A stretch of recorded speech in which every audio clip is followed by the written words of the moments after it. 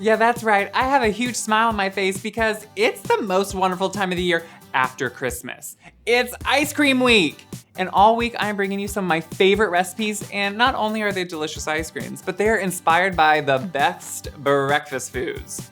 And you know what? Today, just brace yourselves, sit down, because you will faint otherwise. It is maple bacon ice cream.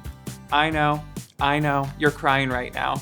Yeah, it is that good. No, it's not weird. The bacon is just delicious, and it's kind of just like eating candied bacon in ice cream form. This ice cream is gonna knock your socks off, and the base starts like so many others do.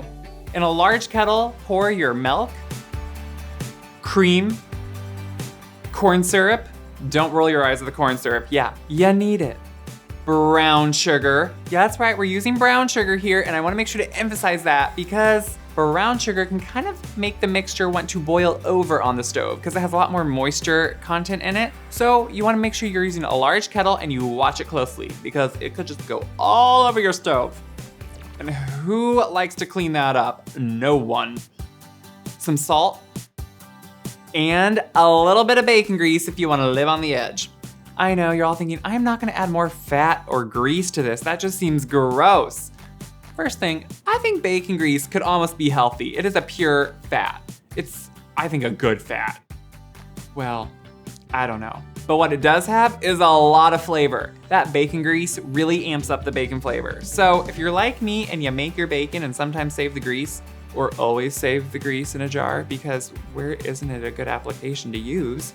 Just add a little bit in here to really bring out that bacon flavor. Place it on the stove, whisk it just to ensure that all that sugar is gonna be dissolved, and then bring it up to a boil. While it's heating, we're gonna make a cornstarch slurry. A little bit of milk and some cornstarch. Whisk it together until it's smooth. The cornstarch slurry is gonna thicken this because there are no eggs. Yeah, this is even better, I know. Once it's smooth, just place it next to the kettle on your stove. Once the milk mixture comes to a boil, let it continue to boil for about 2 minutes. I know, this seems odd, you're scared, it's gonna overboil. If you use a large enough kettle, no it's not. But this is really gonna drive off some of that extra liquid. After it has boiled, remove it from the heat and whisk in your cornstarch slurry.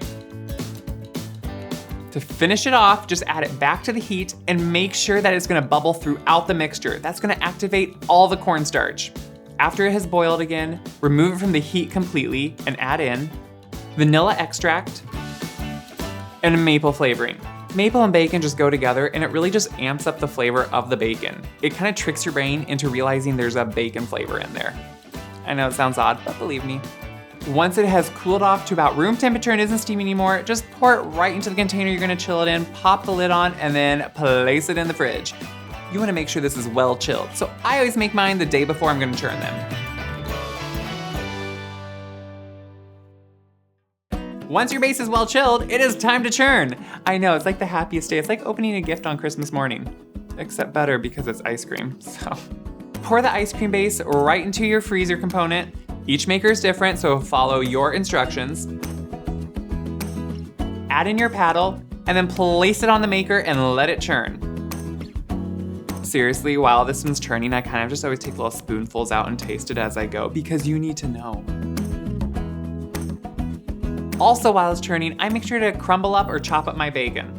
I use bacon from our family farm, so it's a little bit thicker cut than some bacon, but you can either crumble it up or cut it up just into very small pieces. You just want that essence of bacon and a few pieces of bacon, but not overwhelming, because then it's just like, whoa, bacon. Once the ice cream is churned, you can just remove it from the freezer, take that paddle out, lick it off, I won't tell anyone, and then just stir in all your bacon pieces, crumbled pieces, whatever works for you. Once that's mixed together, just put it right back into the container to freeze it. Freeze it for an additional 4 to 6 hours. I know this sounds hard, but it's gonna make the perfect consistency of ice cream. It's still gonna be soft, don't worry. Once it is frozen, you can just take that thing out and enjoy. Seriously, don't share this with anyone because once you take a bite, it's addicting and it's okay. It's a good addiction. If you wanna enjoy your bacon and delicious ice cream next time, make sure to like, share, and subscribe. For the recipe, click on the link in the description box. and keep coming back for another awesome flavor of ice cream. And yeah, it's gonna be another breakfast item.